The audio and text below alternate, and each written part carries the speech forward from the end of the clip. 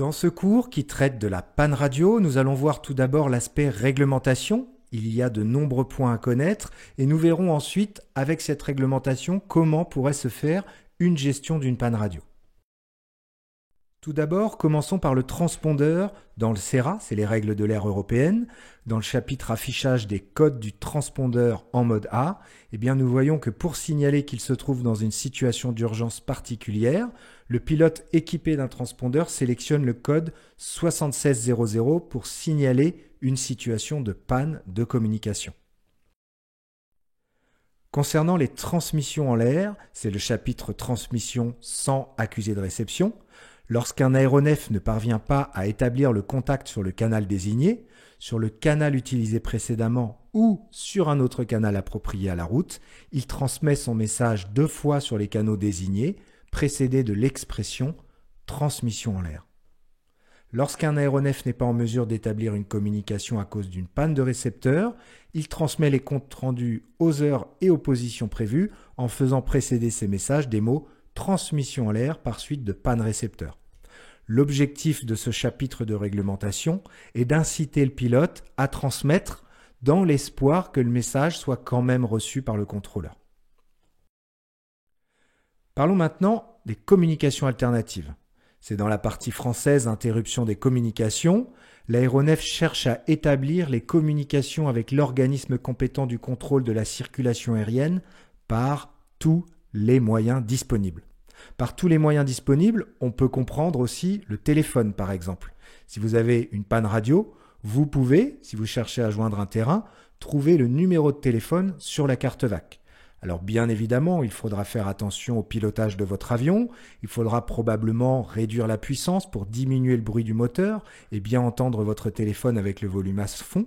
Il faudra peut-être descendre proche d'une ville pour pouvoir capter le signal de votre téléphone et pouvoir téléphoner, mais ça peut être un moyen de solution alternative. C'est d'ailleurs écrit à Saint-Yan, dans le cas d'une panne radio, si possible, utilisez un téléphone portable pour contacter la tour de contrôle. Un peu plus loin, toujours dans ce chapitre français, en outre l'aéronef, lorsqu'il fait partie de la circulation d'aérodrome d'un aérodrome contrôlé, assure une surveillance en vue de recevoir les instructions qui pourraient lui être adressées par signaux visuels. Alors les signaux visuels les plus connus, ce sont les signaux lumineux que vous trouvez à différents endroits, notamment dans le classeur VAC, et qui vont vous donner, en fonction que vous soyez en vol ou au sol, une information du contrôleur. Par exemple, un feu vert continu en vol, vous êtes autorisé à atterrir, alors qu'un artifice à feu rouge, quelles que soient les instructions antérieures, n'atterrissait pas pour le moment. Alors les instructions qui pourraient lui être adressées, parce que tous les contrôleurs ne sont pas équipés de ces signaux visuels, c'est parfois noté dans la carte VAC, comme par exemple à Beauvais, panne radio, signaux visuels et moyens pyrotechniques inopérants.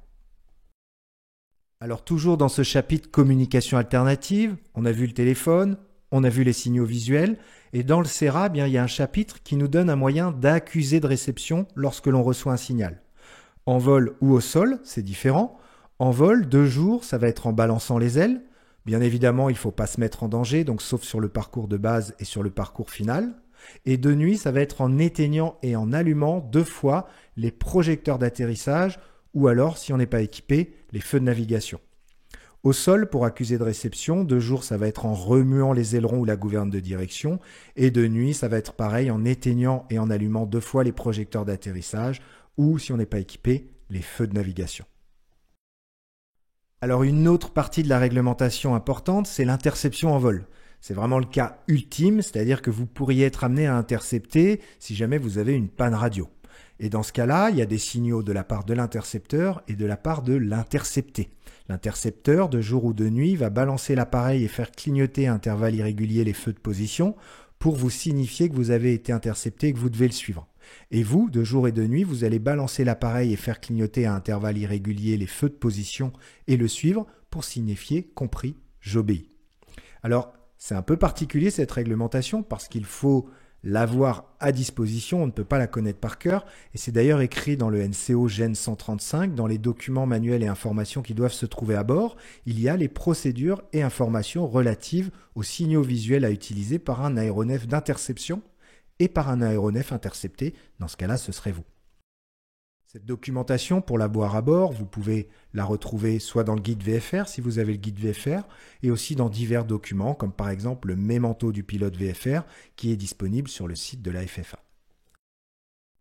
On trouve la réglementation sur la trajectoire en vol dans le CERA 14083, procédure en cas de panne de communication radio. Les procédures à appliquer sont: un vol VFR se poursuit dans les conditions météorologiques de vol à vue, atterrit à l'aérodrome approprié le plus proche et signale son arrivée à l'organisme des services de la circulation aérienne compétent par la voie la plus rapide possible.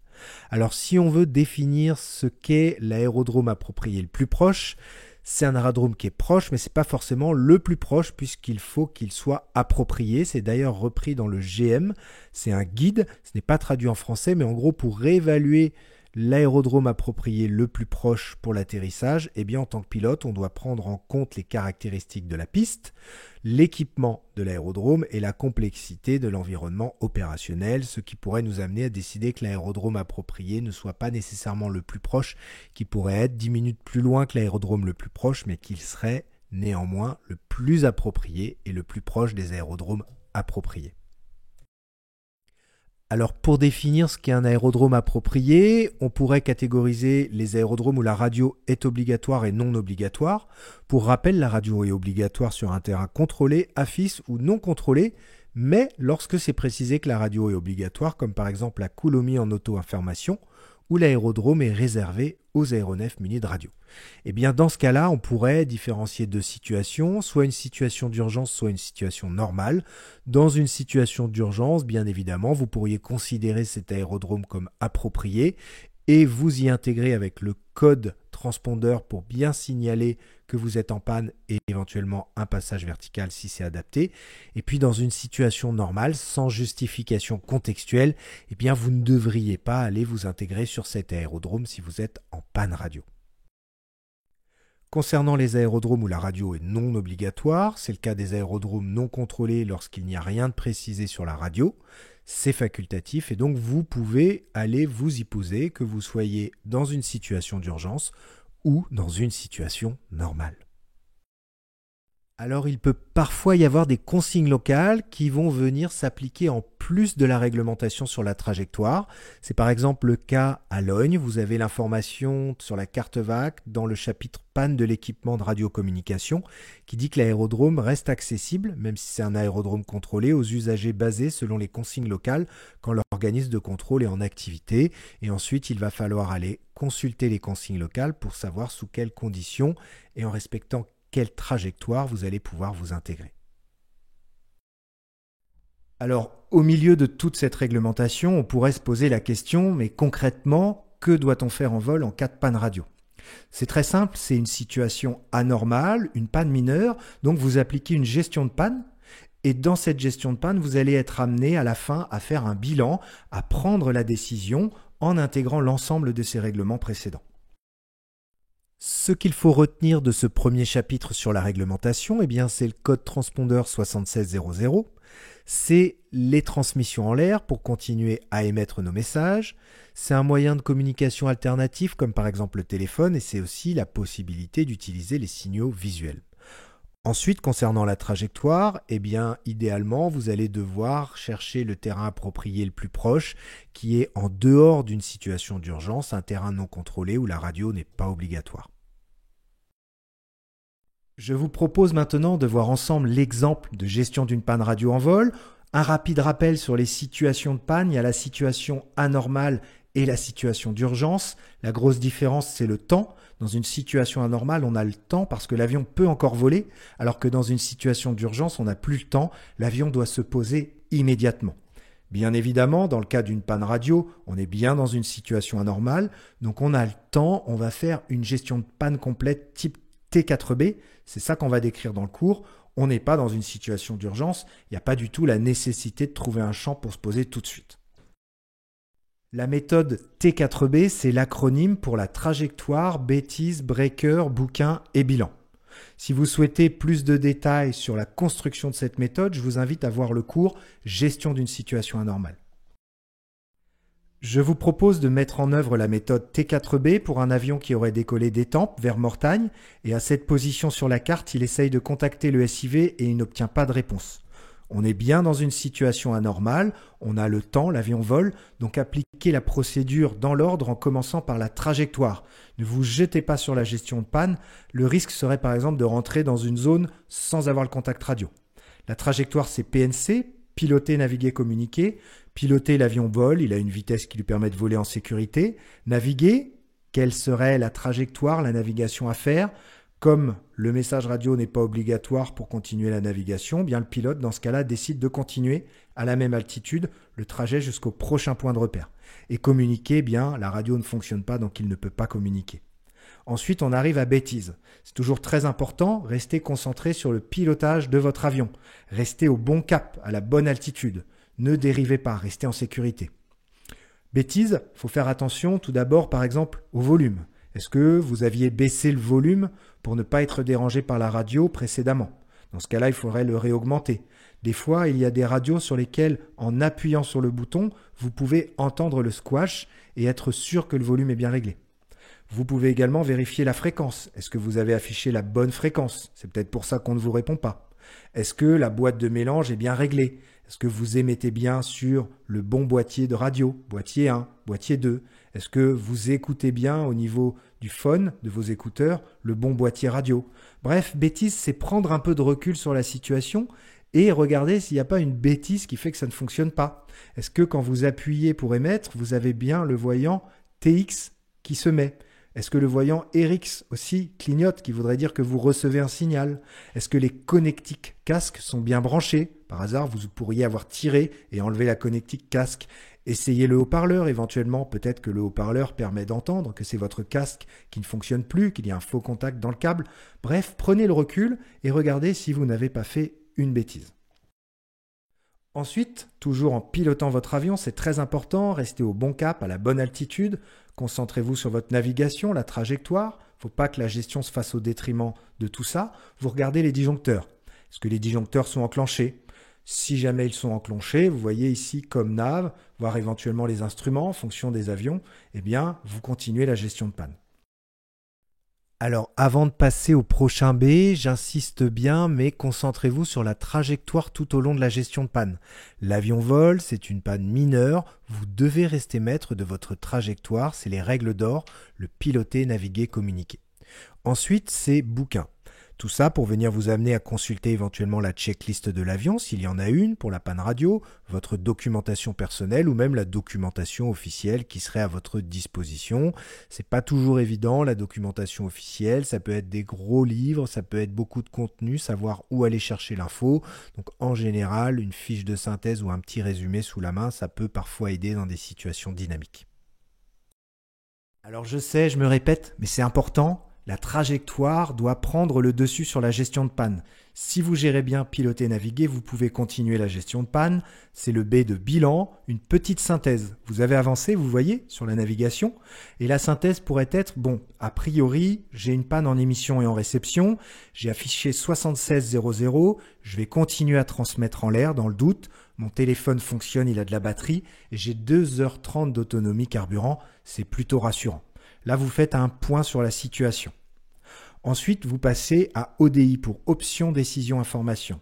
Il y a plusieurs options. On va prendre les terrains qui sont les plus proches, Chartres, Bayeux, Étampes ou Mortagne. Il va falloir maintenant étudier chacune des options pour savoir si on peut se poser en commençant sur le terrain de Chartres avec la carte VAC. Il est ouvert à la circulation aérienne publique, fréquence d'auto-information, terrain non contrôlé. Par contre, dans la partie texte, l'aérodrome est réservé aux aéronefs munis de radio, donc on ne peut pas se poser selon la réglementation, sauf en cas d'urgence. Concernant le terrain de Bayeux, c'est un terrain à usage restreint, fréquence d'auto-information, terrain non contrôlé, et l'aérodrome est réservé aux vols à voile et aux avions basés. Donc, selon la réglementation, on n'aurait pas le droit d'y aller, sauf en cas d'urgence, parce que l'aérodrome est réservé uniquement aux vols à voile et aux avions basés.